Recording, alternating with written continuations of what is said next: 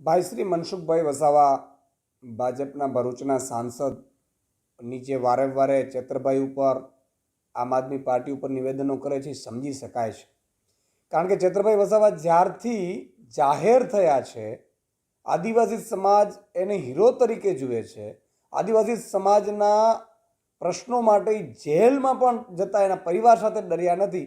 એટલે સ્વાભાવિક છે કે મનસુખભાઈ વસાવાની જમીન પગ નીચેથી સરકી જાય એવી હાલત થઈ છે. અત્યારે એમના નિવેદનો વારંવાર ચેતરભાઈ ઉપર નિવેદનો થઈ રહ્યા છે એ ખૂબ જ દુઃખદ છે. તમે જો હું એમ કહું છું આટલા વર્ષોથી તમે સાંસદ સભ્ય રહ્યા છો, ચલો તમે એક કામ કરો, પૈસા કાનૂન એક્ટ લાગુ કરાવી દો. કેન્દ્રમાં તમારી સરકાર છે ભાજપની, રાજ્યમાં તમારી સરકાર છે.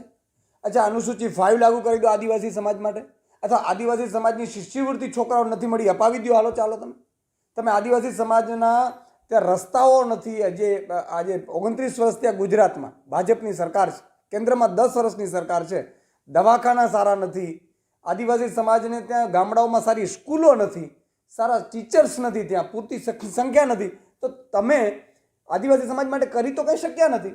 અને જે ચેતરભાઈ વસાવા કરે છે એને તમે ખોટા નિવેદનો કરીને રોકવાની કોશિશ કરો છો. આ ખૂબ જ દુઃખદ છે. હું વિનંતી કરું છું આદિવાસી સમાજને, ભરૂચની તમામ જનતાને, જેમાં તમામ વર્ગ આવી જાય, તમામ ધર્મના લોકો આવી જાય, કે ચેતરભાઈ વસાવા તમારા માટે લડશે, તમારા માટે જીવ આપી દેશે.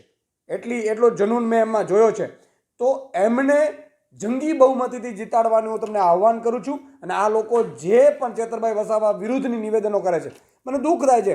ઘણા લોકો ભાજપ વિરુદ્ધ નિવેદનો કે ભાજપ વિરુદ્ધ લડવાને બદલે ચેતરભાઈ વિરુદ્ધ અત્યારે આખી ગેંગ ઊભી થઈ છે. એ સારું નથી, બહુ દુઃખદ છે.